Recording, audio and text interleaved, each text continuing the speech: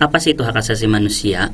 Hak asasi manusia adalah seperangkat hak yang melekat pada hakikat dan keberadaan manusia sebagai makhluk Tuhan yang Maha Esa dan merupakan anugerahnya yang wajib kita hormati, dijunjung tinggi dan dilindungi oleh negara, hukum, pemerintah, dan setiap orang demi kehormatan serta perlindungan harkat dan martabat manusia. Secara umum, HAM akan bersifat satu kodrati, yang artinya HAM merupakan pemberian Tuhan agar manusia bisa hidup terhormat. Yang kedua, hakiki, yang artinya bahwa HAM merupakan hak setiap manusia dari buayan hingga ajal menjemput. Yang ketiga, universal, yang artinya HAM berlaku untuk semua manusia tanpa membedakan status, suku, bangsa, gender, atau perbedaan lainnya. Yang keempat, tidak dapat dicabut, artinya HAM bukanlah sesuatu yang bersifat transaksional yang dapat dipindah tangankan sesuai pesanan. Terakhir, tidak dapat dibagi, yang artinya HAM merupakan suatu kesatuan yang utuh dan tidak terpisahkan antara yang satu dengan yang lainnya, baik secara sipil, politik, ekonomi, sosial, atau kebudayaan.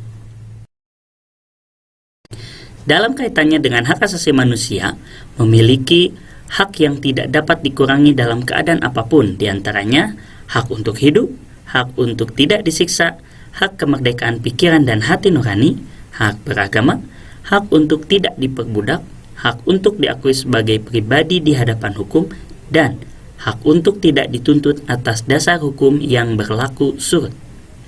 Walaupun demikian, dengan ketamakannya, manusia sering melabrak hak asasi sesamanya dengan alasan yang tidak jelas, sehingga terjadilah pelanggaran HAM.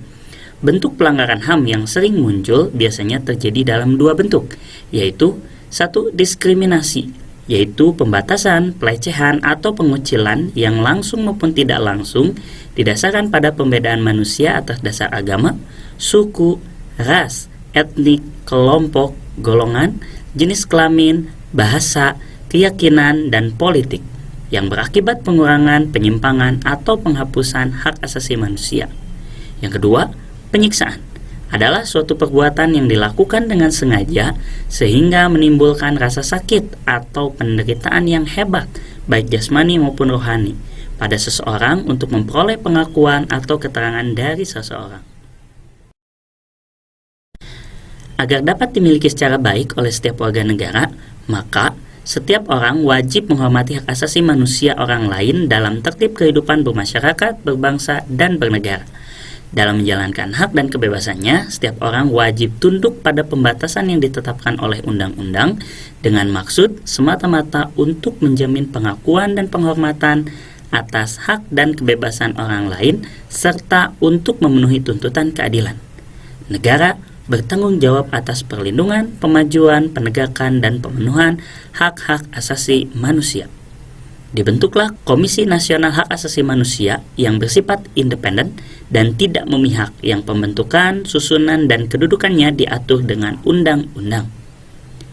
Dalam kaitannya dengan pembelajaran hak asasi manusia di jenjang sekolah dasar, terdapat beberapa prinsip dalam membelajarkan siswa terkait hak asasi manusia. Di antaranya adalah 1. Pembelajaran HAM bagi anak SD bersifat konkret dan tidak dapat ditangkap secara indrawi. 2. Prinsip bermain sambil belajar dan belajar seraya bermain.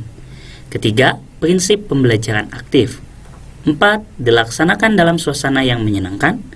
5. Berpusat pada anak. Dan terakhir, memberikan kesempatan kepada anak untuk mengalami bukan sekedar melihat dan mendengar. Mari kita ciptakan dunia tanpa kekerasan dan diskriminasi, saling menghormati dan menghargai sesama manusia. HAM untuk semuanya.